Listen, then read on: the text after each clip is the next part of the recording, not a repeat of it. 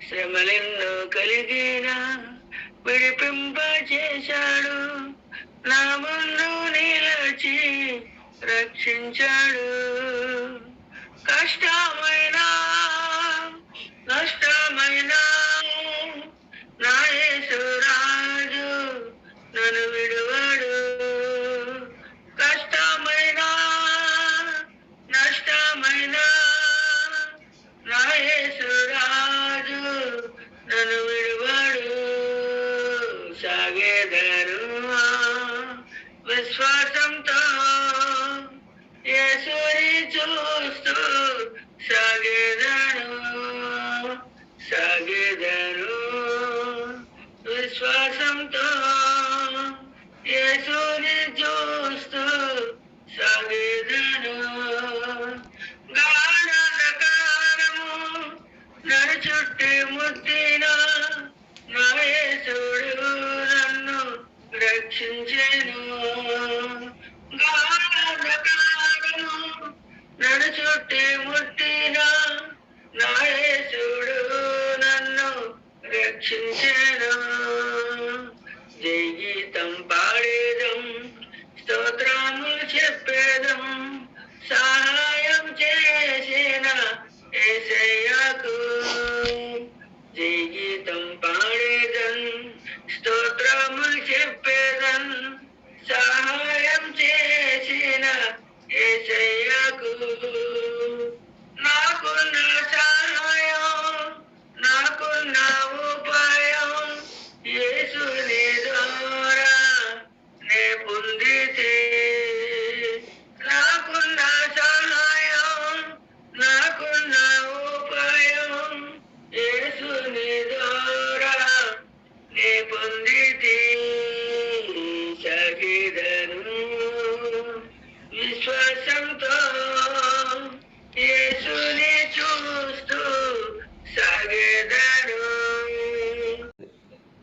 మొదటి పేతురు 3:16 మీలో ఉన్న నిరీక్షణను గూర్చి మిమ్మును హేతువు అడుగు ప్రతివానికిని, హేతువు అనగా కారణం అడిగే ప్రతివానికి కూడా మీరు సాత్వికముతోనూ భయముతోనూ సమాధానము చెప్పడానికి ఎల్లప్పుడూ సిద్ధంగా ఉండండి.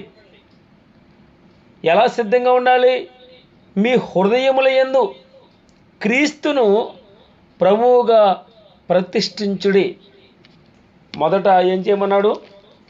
మొదట ఆయన నీతిని, ఆయన రాజ్యమును వెతకడం అంటే మన హృదయాల్లో క్రీస్తుని ప్రభువుగా ప్రతిష్ఠించుడి.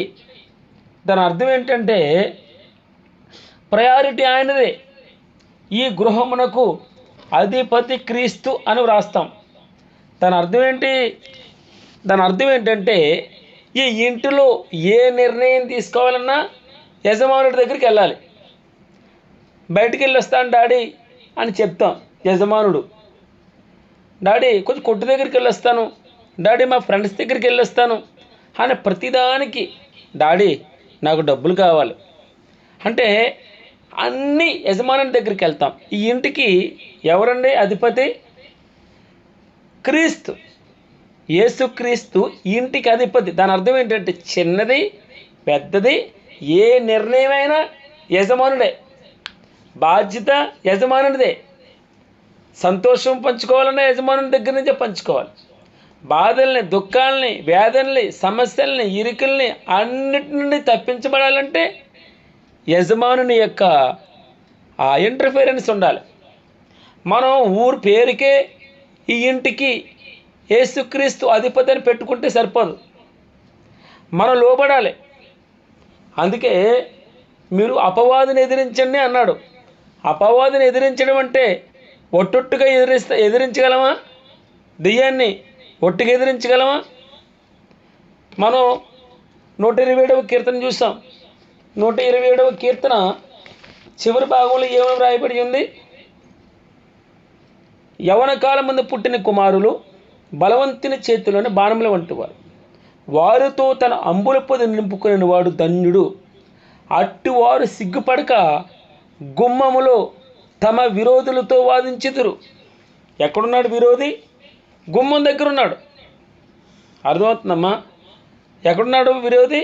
గుమ్మం దగ్గరకు వచ్చాడు. మనం వెళ్తుంటే వాడిని దాటుకుని వెళ్ళాలి, ఇంట్లోకి వస్తుంటే వాడినే దాటుకుని రావాలి. గుమ్మంలోనే ఉంటాడు. అందుకే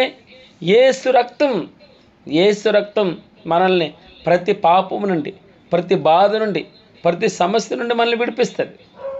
ఆయన వాక్యం మన బాధల నుండి, సమస్యల నుంచి, ఇరుకుల నుంచి, ఇబ్బందుల నుండి ఆ పరిశుద్ధాత్మ దేవుడు మనతో ఉండాలి, మన ముందర ఉండాలి, మనతో ఉండాలి, మన కుడి ప్రక్కన ఉండాలి, ఎడం ప్రక్కన ఉండాలి, మనల్ని ఆవరించి ఉండాలి. పగలు మేఘస్తంభం, రాత్రి అగ్నిస్తంభం. ఆయన లేకుండా బయలుదేరకూడదు మనం అని చెప్పి ఇంటికి క్రీస్తు అధిపతి. ఇంటికి క్రీస్తు అధిపతి అనగా మీ హృదయాల్లో ఏం చేయాలన్నాడు? ప్రభువుని, క్రీస్తుని ప్రభువుగా ప్రతిష్ఠించుడి. అది దాని అర్థం. అప్పుడు మీరు దేని విషయమే దుర్మార్గులను దూషింపబడుతురో దాని విషయమే క్రీస్తునందున్న మీ సత్ప్రవర్తన. మనుషులు మీ సత్క్రియలను చూచి పరలోకమందున్న మీ తండ్రిని మహిమపరిచినట్లు వారి ఎదుట మీ వెలుగును ప్రకాశింపజేయండి, మంచిని ప్రకాశింపజేయండి.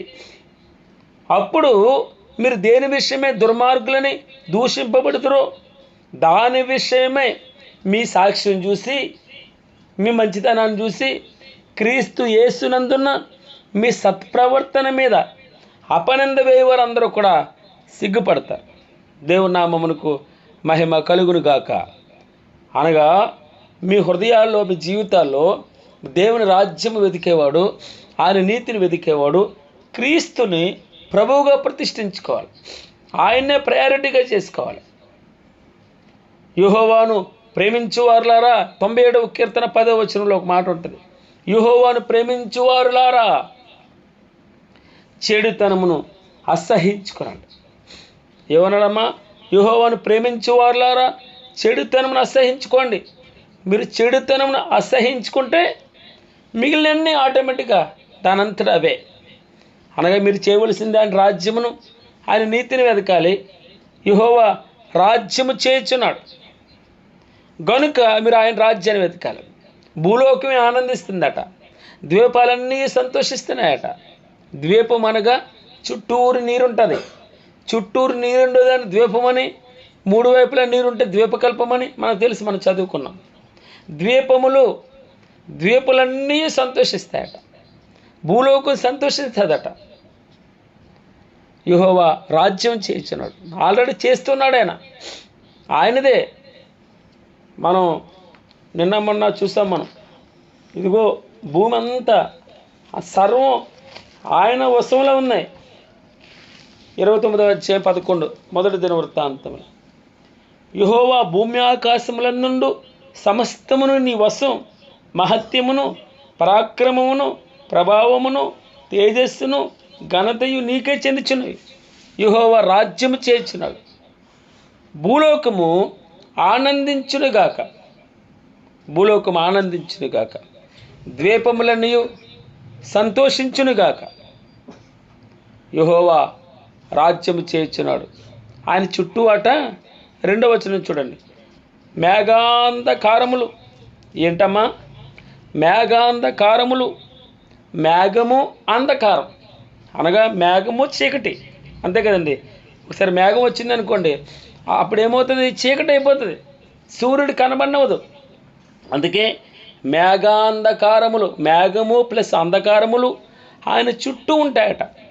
2వది నీతి న్యాయములు. ఆయన సింహాసనమునకు ఆధారము. ఆధారం అంటే ఏంటో తెలుసమ్మా? ఇప్పుడు బల్ల ఉందనుకోండి, కాళ్ళు ఉంటాయి, దానికి 4 కాళ్ళు ఉంటాయి. టేబుల్కి ఎన్ని కాళ్ళు ఉంటాయి? 4 కాళ్ళు ఉంటాయి. ఈ బల్లకి ఆధారం ఏంటి? కాళ్ళు, ఆ ఫుట్స్ అంటాం కదా. అయితే ఇక్కడ దేవుని రాజ్యమునకు ఆధారం నీతి. నీతి అనగా యేసుక్రీస్తు వారు, న్యాయము అనగా యేసుక్రీస్తు వారు. ఆయనే పునాది, బండ. బండ అంటే ఎవరు? యేసుక్రీస్తు వారు. ఆయన రాజ్యానికి నీతి న్యాయములు ఆయన సింహాసనమునకు ఆధారం. అందుకే ఆయన రాజ్యం మనం ఏమని ప్రార్థన చేస్తాం? పరలోకమందున్న మా తండ్రి, నీ నామం పరిశుద్ధపరచబడును గాక, నీ రాజ్యము వచ్చును గాక, పరలోకమందు నెరవేర్చున్నట్లు భూమి యందును నీతి న్యాయం నెరవేరును గాక. అది దాని అర్థం. ఏమన్నాడమ్మా? పరలోకమందు నీ రాజ్యం వచ్చిన గాక కాదు, పరలోకమందు నీ రాజ్యము, నీ చిత్తం నెరవేర్చున్నట్లు భూమి యందును నీ రాజ్యం వచ్చిన గాక. దాని అర్థం ఏంటంటే భూలోకంలో కూడా నీతి న్యాయములతో సుఖ సంతోషాలతో ప్రజలందరూ ఉందుదురు గాక. నీతి న్యాయములు ఆయన సింహాసనమునకు ఆధారం. ఆ నీతిని న్యాయమును మనం వెతికితే, ఆయన రాజ్యమును వెతికితే మనం కూడా అదే నీతిలో ఉండాలి. నీతి తప్పకూడదు, న్యాయం తప్పకూడదు. ప్రాణం పోయినా కూడా న్యాయం తప్పకూడదు. నీతి గురించి మనం ఎప్పుడు ప్రాగులాట. అబద్ధవాడు చిన్న పేపర్ పట్టుకొచ్చేటప్పుడు 100 సార్లు ఆలోచించాలి. అయ్యో, చిన్న పేపరు పట్టుకొస్తే పరలోక రాజ్యం మిస్ అవుతానేమో. ఏం మిస్ అవుతాను? పరలోక రాజ్యం మిస్ అవుతావా? అవును. చిన్న పెన్ను ఆఫీసు వారిది పట్టుకొస్తే, మనది కానిది ఆశిస్తే ఎక్కడో నమ్మకత్వం కదండి. చిన్న చిన్న అట్లా నమ్మకత్వాలు కదండి. మనకు చెందిందే మనకు చెందింది మనం న్యాయంగా తీసుకోవాలి. న్యాయం అంటే సమానత్వం. అందరికీ ఒక న్యాయము, నీకు న్యాయమా అంటారు. అంటే మన తీర్పు మనకు వచ్చేటటువంటి తీర్పు. అందుకే పక్షపాతం ఉండకూడదు. న్యాయము నీతితో తప్పకుండా ఆ సింహాసనానికి ఆధారం ఏదైందో, నీవు ఆ ఆధారమైన సింహాసనం దగ్గరికి వెళ్ళాలంటే, ఆ సింహాసనం పక్కన నువ్వు కూర్చోవాలంటే తప్పకుండా నీలో కూడా పాపం ఉండకూడదు, దోషం ఉండకూడదు, నీతి న్యాయం మాత్రమే ఉండాలి. అగ్ని ఆయనకు ముందు నడుచుచున్నది. ఆయన పరిశుద్ధుడు. ఏముందమ్మా 3వ వచనంలో? అగ్ని ఆయనకు ముందు నడుచుతూ ఉంది. అగ్ని ఆయనకి ముందు నడుస్తూ ఉంది. అది చుట్టూనున్న ఆయన శత్రువులను కాల్చివేయుచున్నది. ఆయన శత్రువు అంటే ఏంటి తెలుసా? అసహిత ఆయనకి శత్రువు. పాపం ఆయనకు శత్రువు. ఆయన పాపిని ద్వేషించడు, పాపాన్ని ద్వేషిస్తాడు, పాపమును ద్వేషిస్తాడు, పాపిని ప్రేమిస్తాడు. వాడెంత ఘోర పాపి అయినా కూడా, అర్థమవుతుందమ్మా?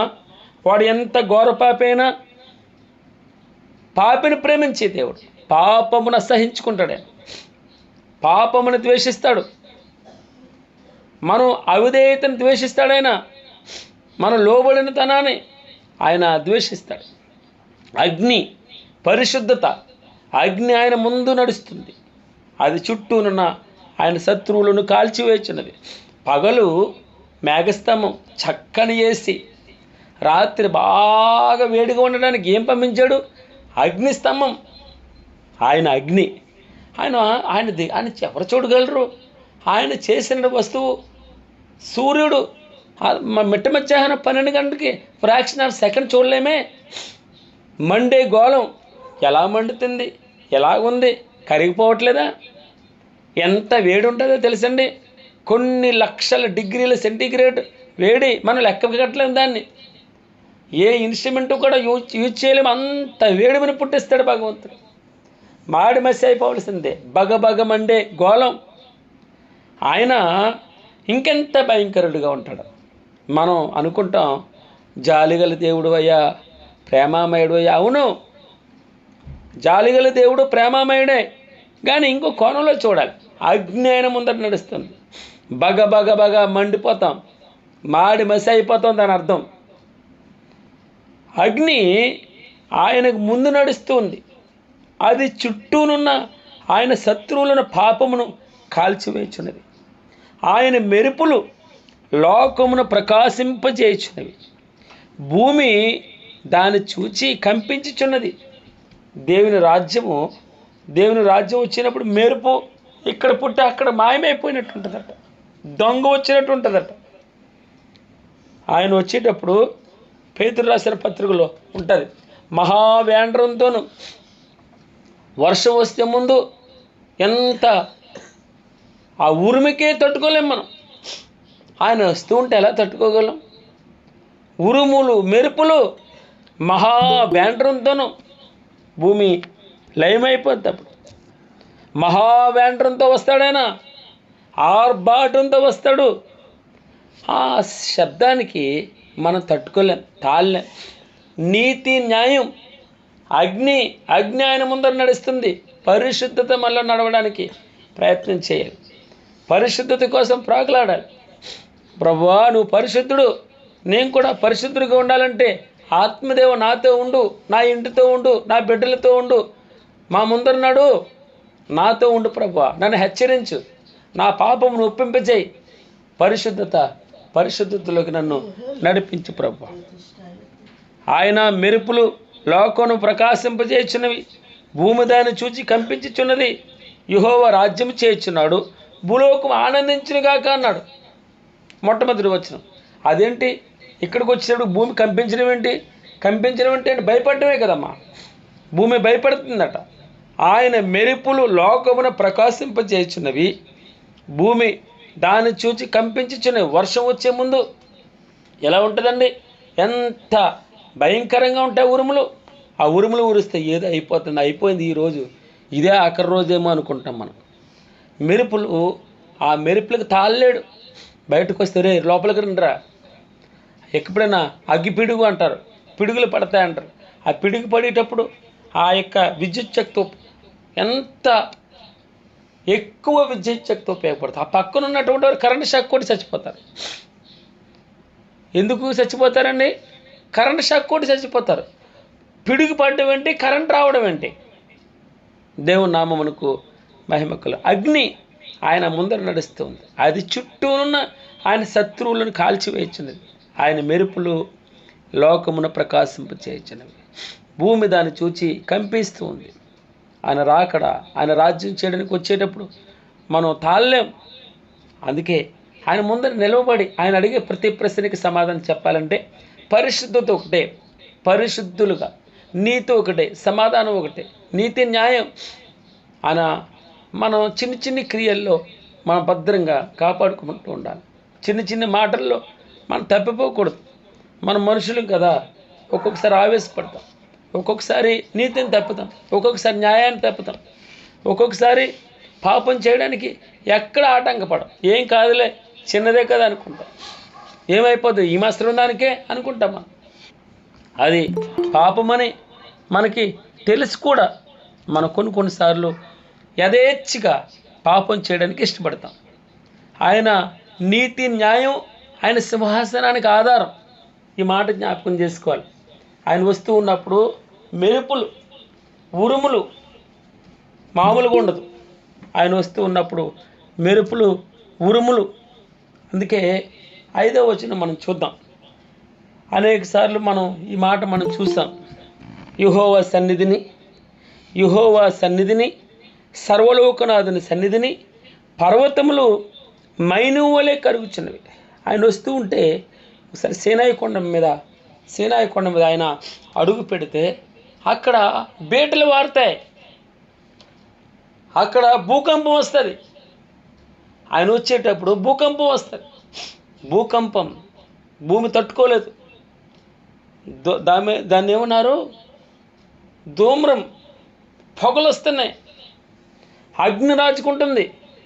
తట్టుకోలేరు. ఆయన కాళ్ళు పెడితే తట్టుకోగలరా? యెహోవా సన్నిధిని, సర్వలోకనాథుని సన్నిధిని పర్వతములు మైనము వలె కరుగుచున్నవి. పర్వతం అనగా ఏ సమస్య అయినా కూడా, ఏ ఇబ్బంది, ఏ అనారోగ్యమైనంత పర్వతం ఉన్నా కూడా ఆయన సన్నిధిలో ఆయన దగ్గరికి వస్తే, అందుకే 2-3 రోజుల నుంచి ఒక విషయం మనం చూస్తున్నాం. కొలస్సీలకు రాసిన పత్రిక చదువుతూ మనం కనిపెట్టుకునే అనుభవంలో ఉండాలి. 2 ఆయన దగ్గర కనబడే అనుభవంలో ఉండాలి. ఆయన దగ్గర కనబడాలి, ఆయన దగ్గర కనిపెట్టుకుని ఉండాలి. మనం ప్రార్థన చేసి దులిపేసుకుని వెళ్ళిపోవడం కాదు. ఆయన ఇచ్చే ఆన్సర్ కోసం కనిపెట్టే అనుభవంలోకి. నాకు కూడా తక్కువే ప్రభువా, నేను కూడా పోరాడుతున్నాను ప్రభువా, నేను కనిపెట్టుకుని ఉండాలి. నీ సన్నిధిలో కనిపెట్టుకోవాలి. నీ సన్నిధిలో అవకాశం దొరికినప్పుడల్లా నీ రాజ్యాన్ని, నీ నీతిని వెతకాలి. నీ సన్నిధిలో కనిపెట్టుకునే అనుభవాన్ని ఈ ప్రభువా, నీ సన్నిధిలో కనబడే అనుభవాన్ని నాకు ఇయ్యుము తండ్రి. యెహోవా సన్నిధిని, సర్వలోకనాథుని సన్నిధిని పర్వతములు మైనము వలె కరుగుచున్నవి.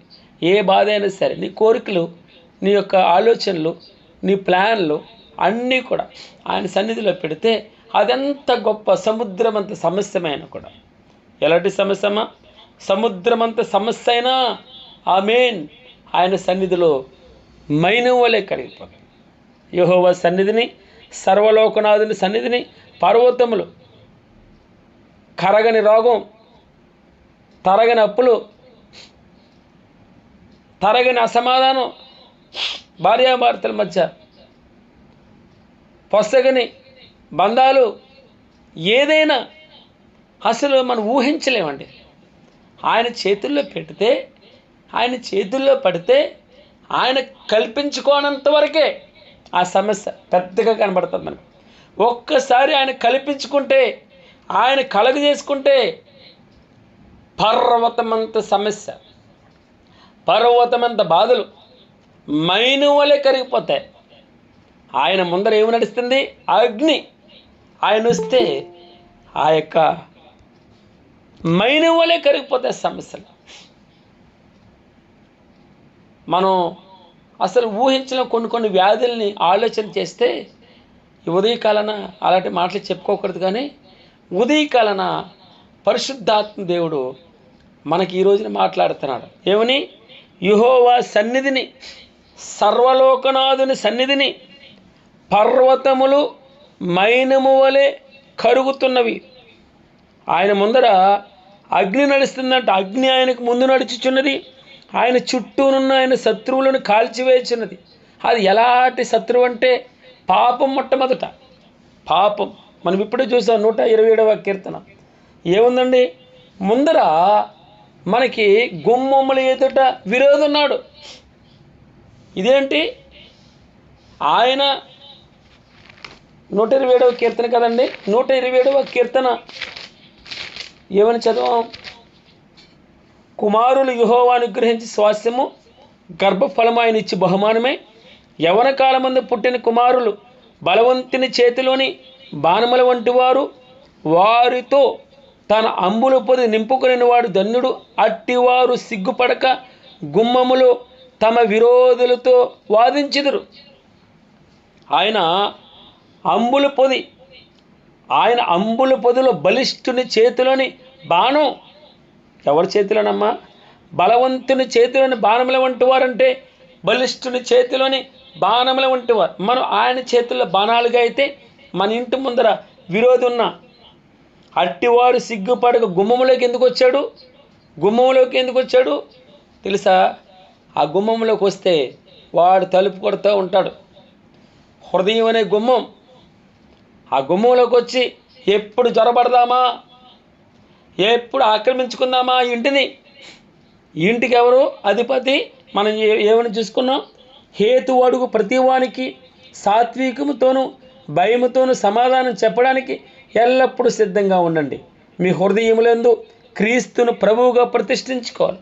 మీ హృదయములు అనగా ఆ ఇంటికి క్రీస్తు అధిపతి అని చెప్పాలి. ఈ ఇంటికి క్రీస్తు అధిపతి అయితే ఇంకొకడు వస్తాడు ఆ ఇంటిని పాడు చేయడానికి.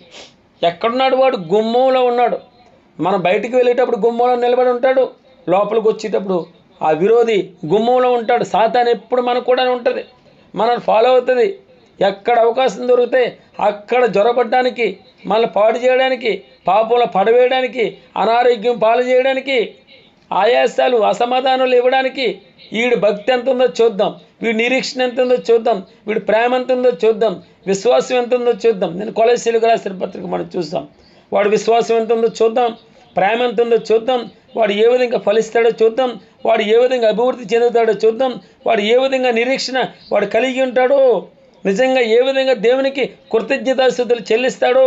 కొలస్సీలకు రాసిన పత్రిక 1వ అధ్యాయము 8వ వచనాల్లో మనం చూసినట్టు వాడు గుమ్మంలో నిలబడి మన వైపే తేరి చూస్తూ ఉంటాడు. వీడి భక్తి ఎంత ఉందో, వీడి నీతి ఎంత ఉందో, నిజంగా వీడి నీతిని, దేవుణ్ణి, రాజ్యాన్ని వెతుకుతున్నాడా లేదా.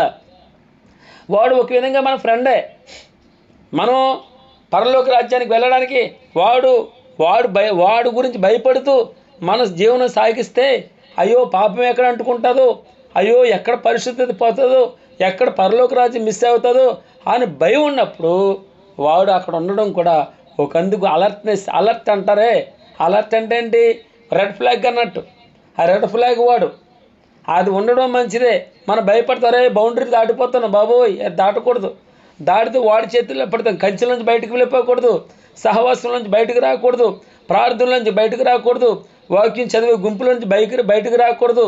ఆయన ఆరాధించి ఆయన మన రెండు చేతులు పైకెత్తి ఆయన వైపు ప్రభువుని మహిమపరిచే గుంపుల నుంచి బయటకు రాకూడదు. ఎక్కడ ఆయన శరీరం పెరుగుపడుతుందో, ఎక్కడ ఆయన రక్తం పంచబడుతుందో ఆ గుంపుల నుంచి మనం బయటకు రాకూడదు.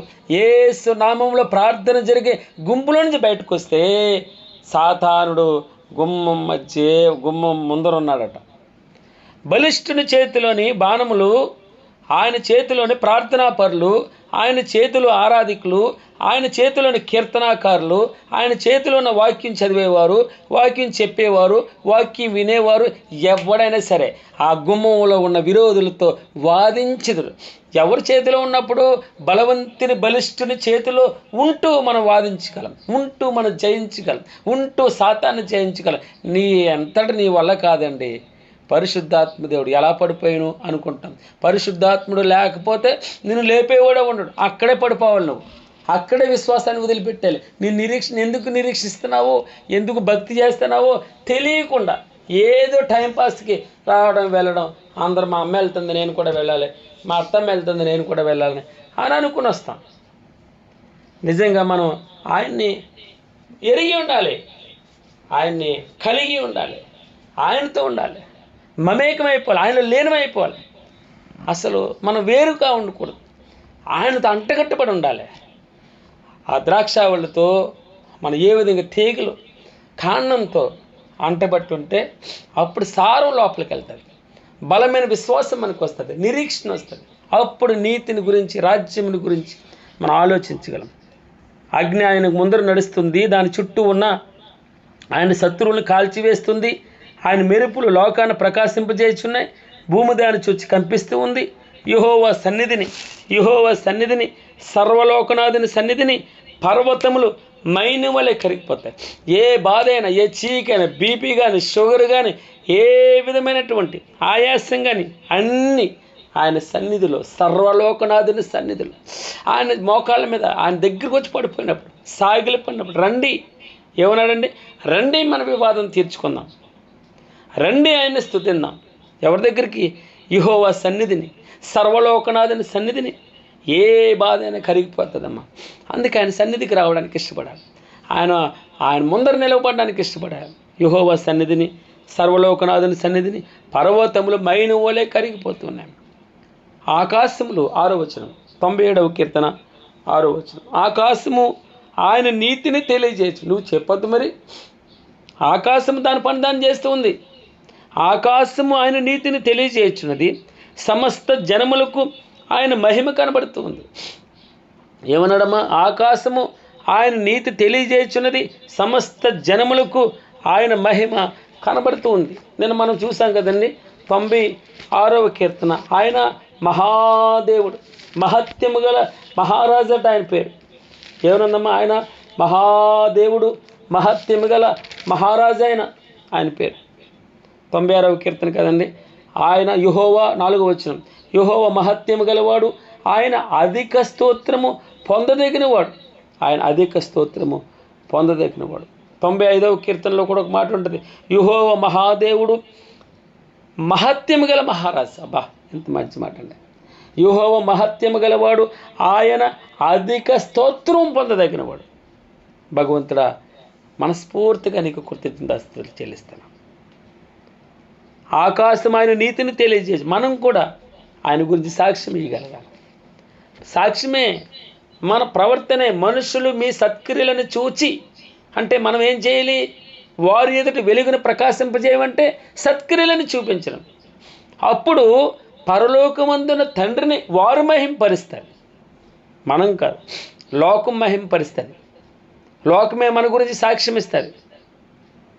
వ్యర్థ విగ్రహములను బట్టి అతిశయపడుచు చెక్కిన ప్రతిమలను పూజించు వారందరూ సిగ్గుపడుదురు. సకల దేవతలు ఆయనకు నమస్కారం చేయండి. సకల దేవతలు ఆయనకు నమస్కారం చేయండి. యెహోవా సియోను నివాసులు ఆ సంగతి విని నీ న్యాయవిధులను బట్టి సంతోషించుచున్నారు.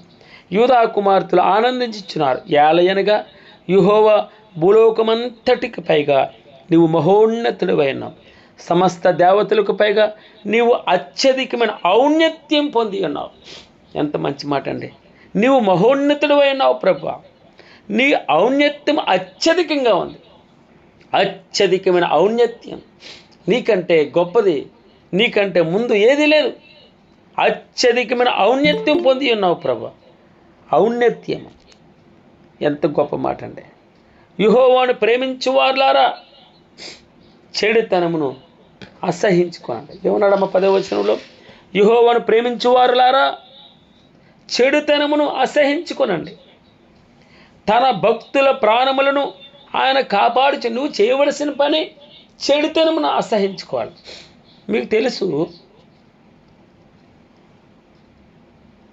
సంఖ్యాకాండము 25వ అధ్యాయం, సంఖ్యాకాండము 25వ అధ్యాయం. వారు ఇశ్రాయేలీలందరూ షిత్తీములో దిగారు. మోయాబురాండ్రతో వ్యభిచారం చేస్తున్నారు. దేవునికి కోపం వచ్చింది. అప్పుడు ఏమన్నాడంటే మోషేతో, నీవు నీ ప్రజల అధిపతుల దగ్గరికి వెళ్ళు, వాళ్ళందరిని పిలవనంపించు. యెహోవా సన్నిధిని ఏమన్నాడు? యెహోవా సన్నిధిని సూర్యునికి ఎదురుగా పట్టపగలు వారందరిని తీసుకురా. ఎవడైతే వ్యభిచారం చేశాడో, ఎవడైతే పాపం చేశాడో, ఎవడైతే చెడుతనమును ప్రేమించాడో, ఏమన్నాడమ్మా? యెహోవాను ప్రేమించాలి అంటే చెడుతనమును అసహించుకోవాలి. నువ్వు ఒకరికి విరోధంగా ఉండాలి. ఎవరవారు? పాపానికి నువ్వు వైరుగా ఉండాలి, విరోధంగా ఉండాలి, నువ్వు వేరుగా ఉండాలి. అవిశ్వాసతో విజ్జోడిగా ఉండడానికి వీల్లేదు. నువ్వు వేరుగా ఉండవలసిందే. నువ్వు సెపరేట్గా ఉండాలి. పరిశుద్ధాత్మ దేవుడు ఉదయకాలన నా మట్టుకు నాకు, నీ మట్టుకు నీకు హెచ్చరిస్తున్నాడు ఆయన. యెహోవాను ప్రేమించువారులారా దేవుని రాజ్యం కావాలా? అయితే చెడుతనాన్ని అసహించుకో. చెడుతనం అంటే ఆజ్ఞాతిక్రమం, పాపం. నువ్వు అసహించుకోవాలి. అవునా? మనం దేన్ని కూడా హేట్ చేయకూడదు కదండి. అవును, పాపాన్ని నువ్వు అసహించుకోవాల్సిందే. పాపమును ఏమన్నాడమ్మా? దేవుని ప్రేమించువారులారా.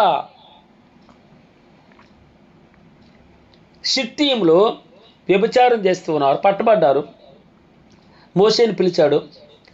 యెహోవా సన్నిధిని నా ఎదురుగా సూర్యునికి ఎదురుగా కనబడుతుంది కంట పట్టపగలు వారిని ఉరితీ అన్నాడు. ఇంత తంతు జరుగుతుంది. ఆ యొక్క సమాజం అంతా ఏడుస్తుంది, గగ్గోలు పెడుతున్నారు. చూడండి, కొంతమందికి కన్ను మిన్ను కానరాదంటారు. అయితే 6వ వచనంలో, ఇదిగో మోషే కన్నుల ఎదుటను ప్రత్యక్షపు గుడారము యొక్క ద్వారమునద్దను ఏడ్చుచుండిన సర్వ సమాజం, ఇశ్రాయేలీల సర్వ సమాజం యొక్క కన్నుల ఎదుటను ఇశ్రాయేలీల ఒకడు తన సహోదరుల ఎదుకు ఒక మిద్యాను స్త్రీని తోడుకుని వచ్చాడు. పట్టపగల వ్యభిచారం చేయడానికి ఇంత తంతు జరుగుతుంది. దేవుడు కోపడుతున్నాడు. అయినా కూడా మనం పట్టించుకోమండి.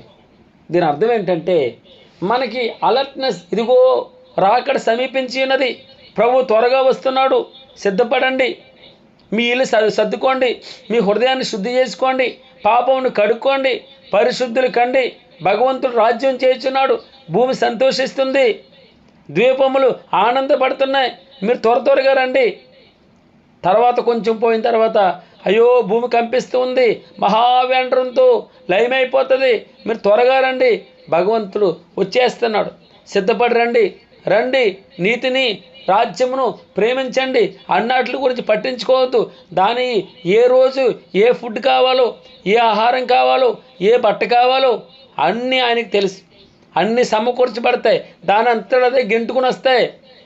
అయ్యా, మొట్టమొదటి భగవంతుని, ఆయన నీతిని, ఆయన రాజ్యాన్ని వెతకండి అంటే ఒకడు ఏం చేస్తున్నాడు? ఇంత అడావుడి పడి, ఇంత ఏడుపు, ఇంత ప్రార్థనలు, ఇన్ని ఆరాధనలు ఇన్ని జరుగుతున్నా కూడా ఆ సమాజంలోకి మోయాబు ఒక స్త్రీని తీసుకొచ్చాడట.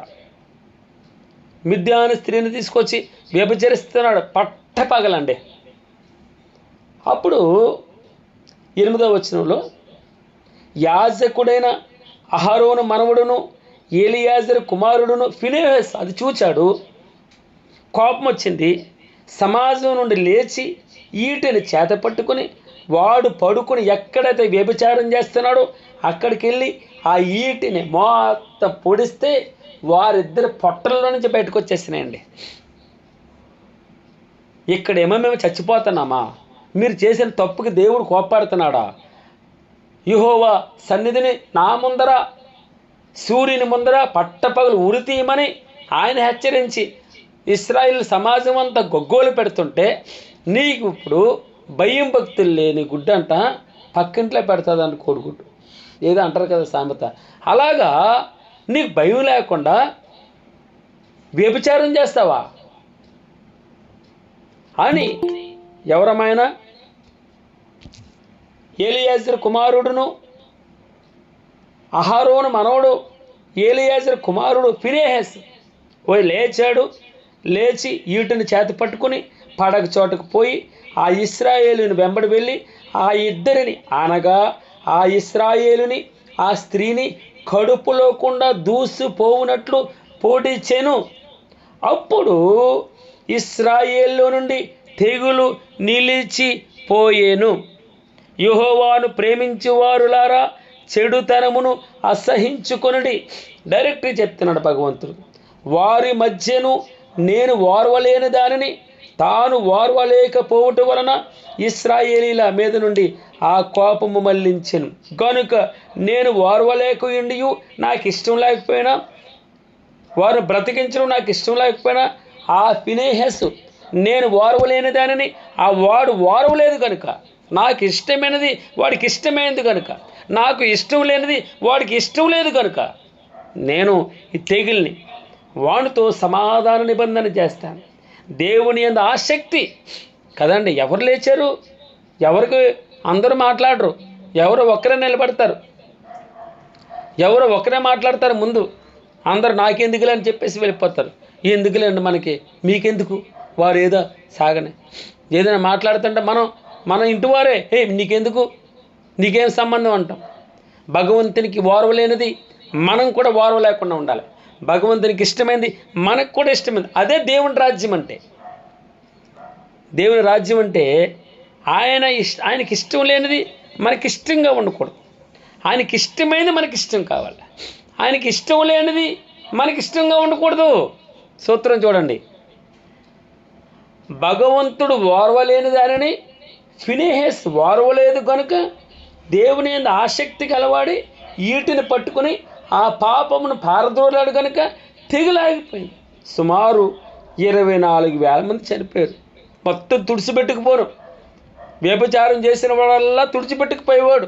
పాపం చేసిన వాడల్లా నశించిపోయేవాడు. కానీ ఫినెహాసు చేసిన చిన్న పని ఆ సమాజం అంతటిని బ్రతికించింది.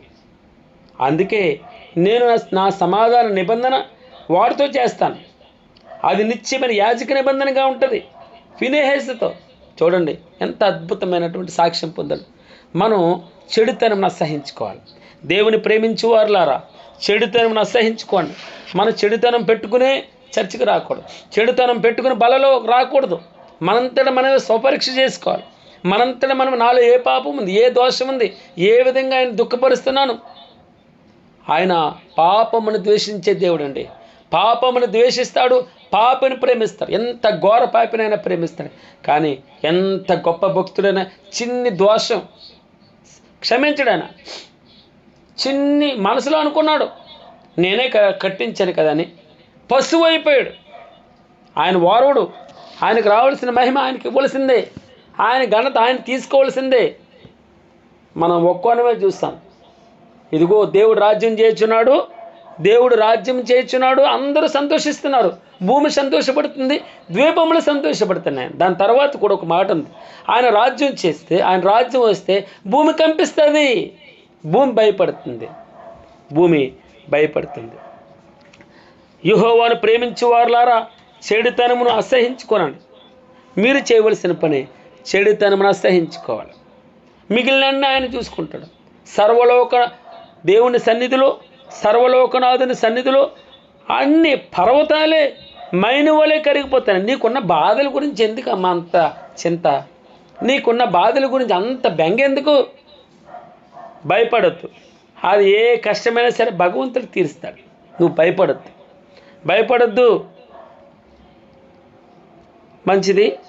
యెహోవాను ప్రేమించు వారులారా చెడుతనమును అసహించుకొనుడి. ప్రకటన గ్రంథం 18వ అధ్యాయం 4వ వచనంలో ప్రజలారా ఏమన్నాడు? నా ప్రజలారా మీరు దాని పాపములో పాలివారు కాకుండానట్లు, దాని తెగుల్లో ఏది మీకు ప్రాప్తించకుండానట్లు దానిని విడిచిరండి. ఏమన్నాడమ్మా? దాన్ని విడిచిపెట్టి రావాలి మీరు. దాని పాపములో పాలివారు కాకుండానట్లు, దాని తెగులలో ఏది మీకు ప్రాప్తించకుండానట్లు దాన్ని విడిచిపెట్టండి. ముందు పాపం పక్క నుంచి రండి. మనం ఏదైనా సెల్ ఫోన్ పట్టుకున్నాం అనుకోండి, అది ఆగదు. అది కంటిన్యూగా మనం దాన్ని ఏమంటారు, ఆన్ చేస్తూనే ఉంటాం, ఆపరేట్ చేస్తాం. ఆగకుండా ఒక ఏదైనా చిన్న యూట్యూబ్ చూస్తారనుకోండి, అది ఆగనవదు. అందుకే యూట్యూబ్ దాన్ని ఏమన్నారు, సెల్ ఫోన్ పట్టుకునే ముందు కూడా మన భగవంతునికి ప్రార్థన చేయాలి. ప్రభువా నీకు ఆయాసకరమైనది, నీకు నా కన్నులు మంచిగా చూడాలి, ప్రార్థన చేయాలి. మీకు విచిత్రంగా అనవచ్చు, లేదా నువ్వు పట్టబడతావు, లేకపోతే నువ్వు అలాగా స్ట్రీమింగ్ చేసుకుంటూనే వెళ్ళిపోతావు. ఒకదాని వెంపటి ఒకటి టైం మొత్తం వృధా అయిపోతుంది. దేవునితో గడపవలసిన సమయం సెల్ ఫోన్తో గడుపుతాం. వాక్యం చదవలసిన సమయం, ప్రార్థన చేయవలసిన సమయం. ఇదిగో యెహోవాను ప్రేమించు వారులారా చెడుతనమును అసహించుకోనండి. ఈ రోజుల్లో సెల్ ఫోన్ అసహించుకోనండి. ఇది నేను చెప్పవలసింది. యెహోవాను ప్రేమించు వారులారా చెడుతనమును అసహించుకోండి, మంచిని ప్రేమించండి. తన భక్తుల ప్రాణములను ఆయన కాపాడుచున్నాడు, మిగిలినంతా ఆయన చూసుకుంటాడు. ఆయన్ని నువ్వు చేయవలసింది ప్రభువుగా ప్రతిష్ఠించుకో. నీ హృదయంలో క్రీస్తుని ప్రభువుగా ప్రతిష్ఠించుకో. నీ ఇంటికి క్రీస్తుని అధిపతిగా ఉంచుకో. మిగిలిన ఆయన చూసుకో. ఆయన అధికారానికి నువ్వు లోబడాలి. ఆయనకు లోబడితే, దేవునికి లోబడితే అపవాదిని ఎదిరించగలవు, చెడుతనాన్ని ఎదిరించగలవు. వాడు గుమ్మంలో ఉన్నా కూడా ఇదిగో బలిష్ఠుని చేతిలోని బాణముల వంటి వారుగా నీ బిడ్డల ప్రార్థన, నీ ప్రార్థన బలంగా బాణంగా వెళ్ళి అడిగి తగులుతుంది, పారిపోతాడు. ఒకవేళ నీ ఇంట్లో వాక్యం అనే బాణం లేదా, ప్రార్థన అనే బాణం లేదా, వాడిని జయించలేమని. అది ఈ బలిష్ఠుని చేతిలోని బాణాలుగా ఉండాలంటే ఆయనకు లోబడి ఉండాలి. ఇదే సూత్రం. మీరు అర్థం చేసుకోండి. ఆయన చేతిలో బాణముల వంటి వారిగా ఉండాలంట. మనం ఎంతగా అసహించుకోవాలంటే అపోస్తలుడైన పౌలు గారు ఒక మాట చెప్తారు. 3వ అధ్యాయం 9వ వచనం, ఫిలిప్పీయులకు రాసిన పత్రిక. క్రీస్తును సంపాదించుకొని ధర్మశాస్త్ర మూలమైన నా నీతిని గాక క్రీస్తునందలి విశ్వాసము వలనైన నీతి, అనగా విశ్వాసమును బట్టి దేవుడు అనుగ్రహించి నీతి గలవాడనే ఆయన యందు అగుపడి నిమిత్తము ఏ విధం చేతనైనా, ఏమన్నాడమ్మా, ఏ విధము చేతనైనను మృతుల్లో నుండి నాకు పునరుద్ధానం కలగాలని ఆయన మరణ విషయంలో సమాన అనుభవం గలవాడనే ఆయనను ఆయన పునరుద్ధాన బలాన్ని ఎరుగు నిమిత్తం ఆయన శ్రమల్లో పాలవుట ఎట్టుదో ఎరుగు నిమిత్తమును సమస్తమును నష్టపరుచుకొని వాటిని పెంటతో సమానముగా ఎంచుకొనిచున్నాను. యెహోవాను ప్రేమించు వారులారా చెడుతనమును అసహించుకొని అంటే ఏంటో తెలుసా? సమస్తమును నష్టపరుచుకుని పెంటతో సమానంగా. ఆయనకంటే ఆకాశమందు ప్రభువా నువ్వు తప్ప నాకు ఎవరున్నారు? ఏమని ప్రార్థన చేస్తున్నాడు భక్తుడు? ఆకాశమందు ప్రభువా నువ్వు తప్ప నాకు ఎవరున్నారు? నువ్వు నాకుండగా లోకంలోనిది ఏది నాకు అక్కర్లేదు ప్రభువా. ఒకవేళ నా హృదయం కృషించిపోయినా, నా శరీరం కృషించిపోయినా నిత్యము నువ్వు నాకు ఆశ్రయదుర్గంగా ఉన్నావు. నాయన నీవే నా స్వాస్థ్యమును కాపాడుచు ఉన్నావు. నా శ్వాస భాగం, నా పానీయ భాగం సమస్తమును నీవే ప్రభువా. అందుకే యెహోవాను ప్రేమించు వారులారా చెడుతనమును అసహించు. ఏం జరిగితే జరగని. ఎవడవరా నువ్వు? ఎంత గొప్ప భయంకరమైనటువంటి బాధ అనుభవిస్తున్నారు. ఇశ్రాయేల్ అంతా ఏడుస్తూ ఉన్నారు. సుమారు 24,000 మంది చనిపోతూ ఉన్నారు. నీకు బాధ లేదు, చింత లేదు. మరలా ఇశ్రాయేలీల సమాజం మధ్యలో, పట్టపగలు సూర్యుని మధ్యలో దేవుని మధ్యలో పాపం చేయడానికి వెనకాడకుండా మిద్యాని స్త్రీని తీసుకొస్తావా? లేచాడు ఫినెహాసు, లేచి ఈటె పట్టుకొని చేత పట్టుకొని లేచి వాడు పడగ దగ్గరికి వెళ్ళి కడుపులో నుంచి పొడిస్తే ఇద్దరిలో నుంచి మగవాడు ఆడదానిలో నుంచి వచ్చేసింది బయటికి. దేవుని నామమునకు మహిమ కలుగును కాక. అందుకే దేవుడు అన్నాడు, నేను ఓర్వలేని దానిని ఫినెహాసు ఓర్వలేకుండా ఉన్నాడు కనుక దేవుని ఆసక్తిని జరిగించింది.